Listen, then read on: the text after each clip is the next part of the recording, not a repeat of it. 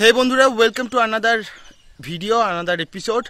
আজ আমরা এই ভিডিওতে কথা বলবো কিভাবে চিকলেট মাছের ব্রিডিং করাতে হয়, চিকলেট মাছের ব্রিডিং প্রসেস নিয়ে কথা বলবো। তো চলুন ভিডিওটি শুরু করা যাক। তো চিকলেটের প্রচুর প্রজাতি ভ্যারাইটি আছে, পৃথিবীতে অনেক ধরনের চিকলেট মাছ পাওয়া যায়।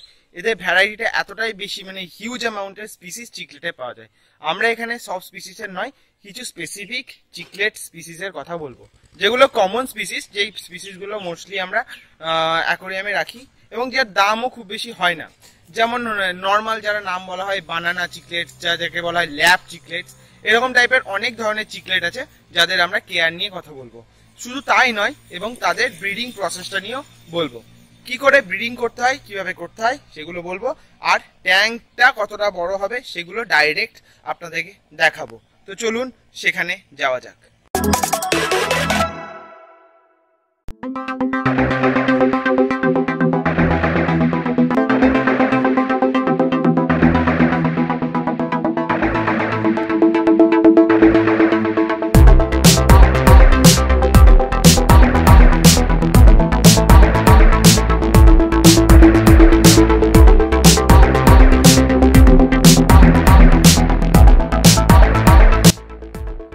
চিকলেট মাছের যে ট্যাঙ্কটা এখন আপনারা দেখতে পাবেন, এবং এই রকম জায়গায় বড় সিমেন্টের চৌবাচ্চায় যদি আপনি চিকলেট মাছকে ব্রিডিং করানো যান, সেক্ষেত্রে আদর্শ ব্রিডিং হয়।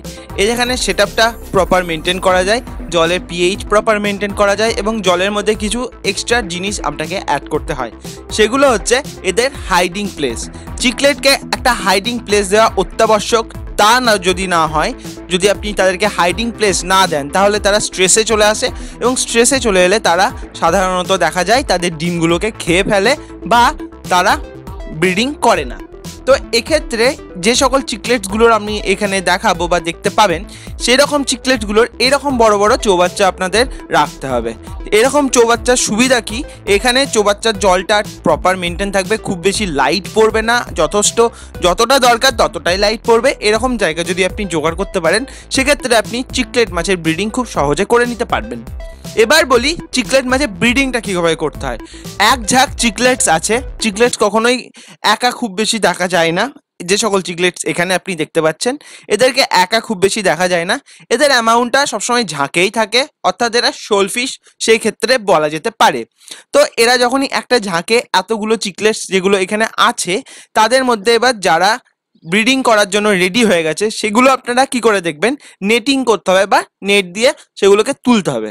তুললেই দেখতে পাবেন এখানে যে চিকলেটগুলোর মানে মুখের মধ্যে ডিম থাকে। সেক্ষেত্রে আগে বলে দিই, এরা ব্রিডিং করানোর পর যখন এরা ডিম পারে, সেই ডিমগুলোকে এরা মুখের মধ্যে ভরে নেয়, এবং ফিমেল সেগুলোকে মুখের মধ্যে ভরে নেয়। এবং ফিমেল কি করে চিনবেন এই মুহূর্তে, তাহলে ফিমেলের গলার জায়গাটা ফোলা অবস্থায় থাকবে, অর্থাৎ গলাটা একটু ফোলা ফোলা দেখাবে এখানে, অর্থাৎ তাদের মুখের মধ্যে যেহেতু ডিম আছে সেহেতু গলাটা ফোলা থাকবে। মেলদের ক্ষেত্রে কিন্তু সেরকম কোনো জিনিস নেই।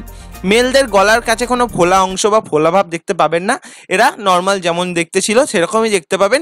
এদের মেলদের যারা যখন ব্রিডিংয়ের সময় রেডি হয়ে যায় বা ব্রিডিংয়ের ক্ষেত্রে যারা রেডি থাকে, সেক্ষেত্রে মেলদের ক্ষেত্রে তাদের কালারের কিছু চেঞ্জ আপনারা দেখতে পাবেন।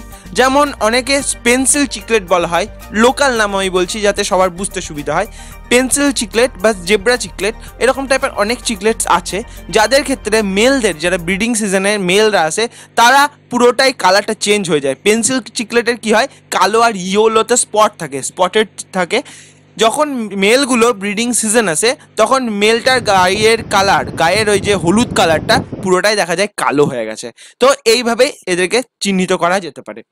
এবার কি হলো, যে সকল ফিমেলদের মুখে ডিম আছে, সেই ফিমেলগুলোকে এবার আপনি তুলে নিয়ে এলেন। তুলে নিয়ে এসে এবার যখনই একটু এগুলোকে ম্যানুয়ালি আপনাকে মুখে হাঁ করিয়ে দেখতে হবে, মুখের মধ্যে আঙুল দিয়ে বা কিছু একটা ছোট্ট কাঠি বা এমন কিছু দেবেন যেটা যেন মুখের মধ্যে আবার আঘাত না লাগে। এরকম একটা জায়গা করে আপনি মুখটাকে হাঁ করিয়ে দেখলেই বুঝতে পারবেন ওর মধ্যে ডিম আছে, এবং সেগুলোকে আপনি একটা অ্যাকোরিয়ামের মধ্যে রেখে দেবেন। সেই ফিমেলগুলোকে আইসোলেট করে নিলেন ওখান থেকে, সেগুলোকে সেপারেট করে একটা অ্যাকোরিয়ামের মধ্যে রেখে দেবেন।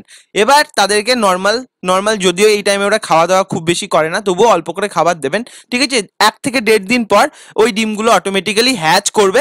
তো হ্যাচ করার সময় কি করবে দেখবেন, ওর মুখগুলো যখন মাঝে মধ্যে উপর দিকে উঠতে থাকবে, ফিমেলগুলো যখন মুখের মধ্যে হ্যাচ করবে মাঝে মধ্যে উপর দিকে উঠতে থাকবে, এবং অনেক সময় দেখা গেছে যে ফিমেলগুলো মুখ থেকে বাচ্চাগুলোকে বার করে আবার মুখের মধ্যে নিয়ে নিচ্ছে। এরকম যখন বুঝবেন সবগুলোকে তুলে নিয়ে এসে ম্যানুয়ালি একটা বড় জায়গার মধ্যে ফিমেলের মুখ থেকে ওই যে আগের মতোই কাঠি বা কিছু দিয়ে মুখ থেকে বের করে করে করে করে বাচ্চাগুলোকে বের করবেন। এবং বাচ্চাগুলোকে যখন বের হচ্ছে বাচ্চাগুলো খুব কম এয়ার ফ্লো বা এয়ার পাম্প, খুব মানে মিনিটে হয়তো 20টা কি 25টা বাবল বের করছে, এরকম একটা খুব লো এয়ার ফ্লো ওখানে দেবেন, তাহলে এয়ার পাম্প করবে এবং বাচ্চাগুলো তখন মোটামুটি 3 দিন অবধি কিচ্ছু খাবার দেওয়ার দরকার নেই। ওরা যে এগ শেল থাকে, এগ শেলেই যথেষ্ট পরিমাণ ওরা পুষ্টি পায়, সেগুলো খেয়েই বড় হবে, আর এক্সট্রা কিচ্ছু দেওয়ার দরকার নেই।